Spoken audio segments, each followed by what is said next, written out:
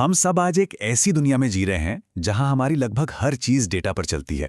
चाहे WhatsApp message भेजना हो या नेटफ्लिक्स पर कोई शो देखना हो, ये सब कुछ सिर्फ एक चीज पर निर्भर करता है, डेटा सेंटर्स। और भारत में इस सेक्टर में एक जबरदस्त बहुत बड़ी कहानी बन रही है। तो सवाल ये है कि क्या ये एक सुनहरा अवसर है या सिर्फ एक बुलबुला है जो कभी भी फट सकता है। चलिए इसी को समझते हैं। चलिए एक चौंकाने वाली बात से शुरू करते हैं। ये जो क्लाउड है ना, ये एक तरह का झूठ है। ज्यादातर लोग यही सोचते हैं कि क्लाउड कोई हवा में तैरती हुई जादुई चीज है, लेकिन सच इससे बिल्कुल अलग है।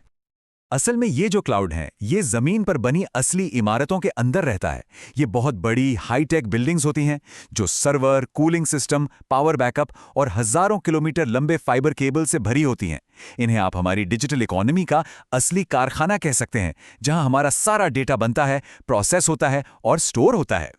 तो ये जो क्लाउड का असली फिजिकल घर है, ये हमारे डिजिटल जिंदगी को चलाता कैसे है? देखिए, जब भी कोई यूपीआई पेमेंट करता है या नेटफ्लिक्स पर कुछ देखता है या फिर अपना आधार वेरीफाई करवाता है, तो वो रिक्वेस्ट कहीं ना कहीं एक डेटा सेंटर में ही जाती है। बड़े बड़े एआई मॉडल्स को ट्रेन करने से लेकर हमारे ई कॉमर्स ऑर्डर को मैनेज करने तक, हर एक डिजिटल एक्शन एक डेटा सेंटर के अंदर ही प्रोसेस होता है। इनके बिना हमारी आज की मॉडर्न जिंदगी, सच कहूं तो बस रुक जाएगी।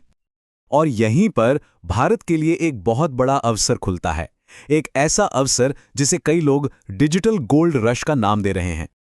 और इस गोल्ड रश की वजह है ये असंतुलन, ये मिसमैच।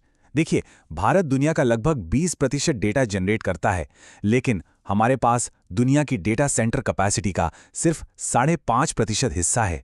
और यही वो गैप है जिसकी वजह से आज पूरी दुनिया की नजरें भारत पर हैं कि भारत ही अगला बड़ा डेटा हब बनेगा।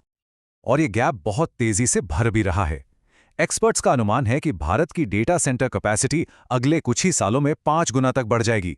मतलब 1.3 गीगावाट से सीधे 5 गीगावाट से भी ज्यादा। ये इतनी बिजली है कि लाखों घरों को रोशन किया जा सकता है। ये दुनिया में सबसे तेज ग्रोथ रेट्स में से एक होने वाला है। तो आखिर इस जबरदस्त ग्रोथ के पीछे है क्या?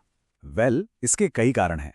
भारत में 800 मिलियन से ज्यादा इंटरनेट यूजर्स हैं। सरकार की डेटा लोकलाइजेशन जैसी नीतियां हैं। यहां अमेरिका या यूरोप के मुकाबले लागत भी कम है। हमारी लोकेशन रणनीतिक रूप से बहुत अच्छी है। और सबसे जरूरी, एआई और क्लाउड को बहुत तेजी से अपनाया जा रहा है। लेकिन एक डेटा सेंटर के अंदर असल में होता क्या है? ये सिर्फ कंप्यूटरों से भरा एक गोदाम नहीं है, बिल्कुल नहीं। ये एक बहुत ही कॉम्प्लेक्स इकोसिस्टम है। तो इस डिजिटल फैक्ट्री के अंदर जो सर्वर होते हैं वो दिमाग का काम करते हैं। पावर मैनेजमेंट ये पक्का करता है कि बिजली एक सेकंड के लिए भी बंद न हो, जिसके लिए यूपीएस और बड़े बड़े जनरेटर लगे होते हैं।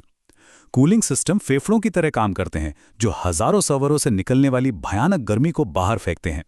फिर डेटा को अंदर बाहर ले जाने के लिए हाई स्पीड कनेक्टिविटी चाहिए, और सोने की तरह कीमती इस डेटा की सुरक्षा के लिए एकदम टाइट सिक्योरिटी। तो ये तो बिल्कुल साफ है कि एक बहुत बड़ा एक अविश्वसनीय अवसर हमारे सामने खुल रहा है। भारत अपने भविष्य के लिए डिजिटल रीढ़ की हड्डी बना रहा है।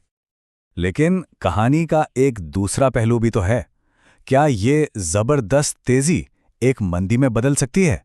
क्योंकि जितना ये सुनने में रोमांचक लगता है, डेटा सेंटर बनाना और चलाना उतना आसान बिल्कुल नहीं है। और यहीं पर हमें उन छिपे हुए जोखिमों पर ध्यान देना होगा जिन्हें ज्यादातर लोग नजरअंदाज कर रहे हैं। सबसे बड़ा जोखिम है वैल्यूएशन का। क्या ये सारी ग्रोथ पहले से ही स्टॉक की कीमतों में शामिल हो चुकी है? क्या होगा अगर डिमांड से ज्यादा सप्लाई हो जाए? हम जीपीयूज जैसे जरूरी इक्विपमेंट के लिए दूसरे देशों पर बहुत ज्यादा निर्भर हैं।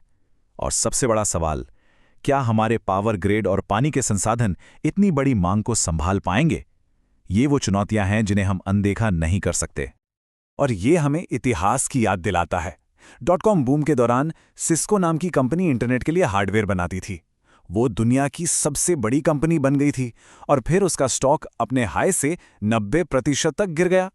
ये एक बहुत बड़ी चेतावनी है कि कैसे हाइप साइकिल खत्म हो सकती है। तो आखिर ये है क्या, एक बड़ा अवसर या सिर्फ एक हाइप? चलिए दोनों पक्षों को एक साथ रखकर देखते हैं। तो संक्षेप में यहां 2 बातें हैं।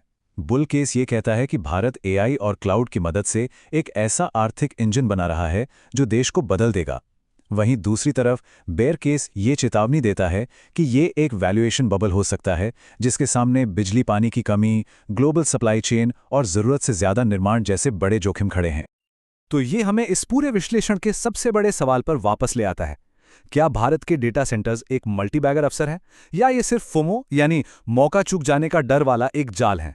देखिए, डिमांड तो असली है, लेकिन जोखिम भी उतने ही बड़े हैं। ये एक ऐसा सवाल है जिस पर भारत के डिजिटल भविष्य में रुचि रखने वाले हर किसी को सोचना चाहिए।